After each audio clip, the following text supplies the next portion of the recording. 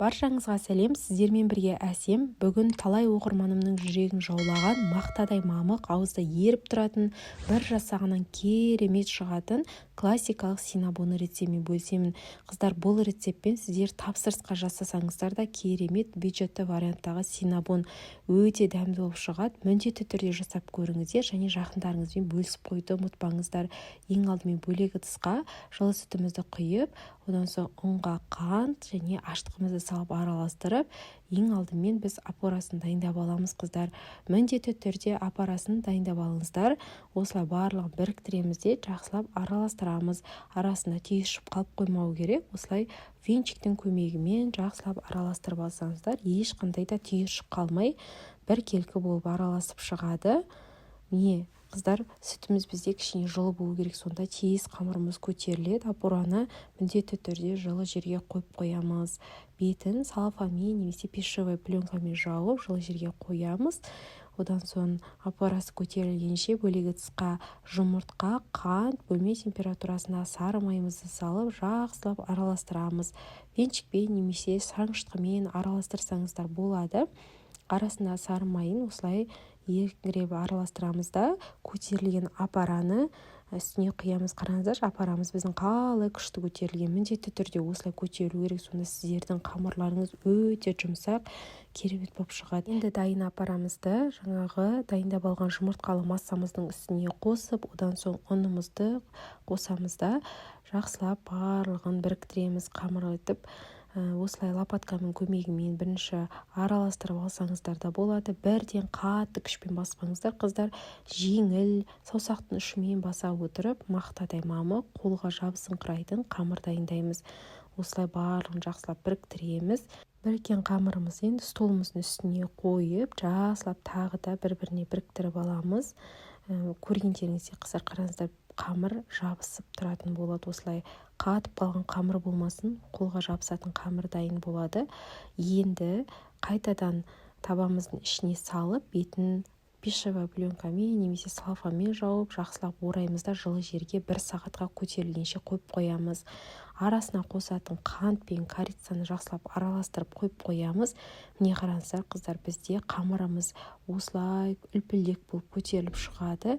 Бірден ыдысымыздан алып, жаңағы ұнымызды сеуіп, қамырымызды жаямыз. Осылай қамырды бірден жая бересіздер, қыздар. 1-2 рет басудың қажеті жоқ. Егер де уақыттарыңыз келмей жатса, 1-2 рет басып жасай берсеңіздер болады. Мен бір көтерілгеннен кейін бірден жасай бердім.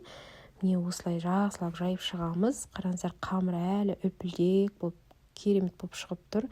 Енді үстін осылай оқтаумен басып жайыңқырап жібереміз. Қатты жұқада болып кетпесін, қатты қалында болмасын, қыздар. Кішкене жұқалап етіп жаямыз.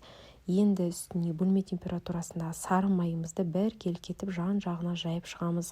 Сары майды ертіп қоспаймыз. Сары майды ертіп қоспау керек. Осылай бөлме температурасында сары майымызды арасына жағып шығамыз. Енді осының үстіне жаңағы дайындап алған қант пен корицаны жақсылап сеуіп шығамыз біркелке етіп. Одан соң қамырымызды жақсылап созыңқырап отырып, орап шығамыз. Дәл осы құраммен, қыздар, менде 12 дана синнабон шықты. Сіздерде осылай өздеріңіздің қалауларыңша формасын кессеңіздер болады. Жіппен немесе пышақпен осылай кесіп шығамыз. Міне қараңыздар, жұмсақ осылай үлпілдек болып кесіледі. Размерін енді өздеріңіздің қалауларыңша кесе бересіздер. Синнабондарыңыз биік үлпілдек болып шықсын десеңіздер, кішкене үлкендеу аласыздар. Егер де көп адамға, маған сәл көбірек штук керек десеңіздер, кішкене размерін кішірейтіп алып кесе берсеңіздер де болады. Енді бұл өздеріңіздің қалауларыңыз бойынша, бірақ тым қатты кішкентай болып керек емес, себебі ол көтерілген кезде аса қатты биік болып қалмауы да мүмкін. Міне осылай үстінен басып, формамыздың үстіне орналастырамыз. Және, қыздар, бірден көп қыздардың жасайтын қателігі бұл. Булочкаларымызды, кез келген булочка болсын, синнабон болсын, бірден духовкаға салып жібереді. Дайын болып кескеннен кейін. Оны бірден салмайсыздар. Міндетті түрде осылай кесеміз, одан соң бетін жауып, жарты сағатқа, кем дегенде жарты сағатқа көтеруге қойып қоямыз. Сонда сіздердің қамырларыңыз өте жұмсақ болып шығады.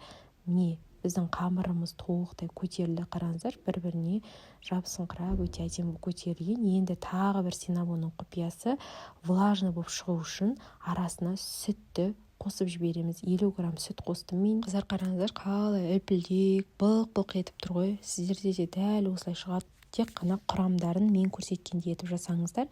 Енді 180-200 градустың көлемінде қызарғанша пісіріп аламыз. Енді ол өздеріңіздің духовкаларыңыз градусына қарай.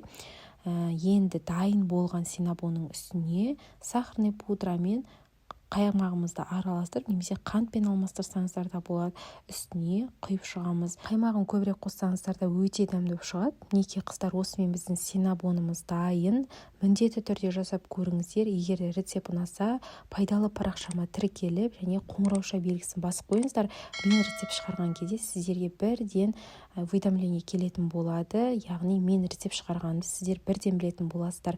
Және де жақындарыңызбен бөлісіп, лүпіл басып, төменге өз ойларыңызды да жазып қоюды ұмытпаңыздар. Баршаңызға ас болсын, жасап көріңіздер.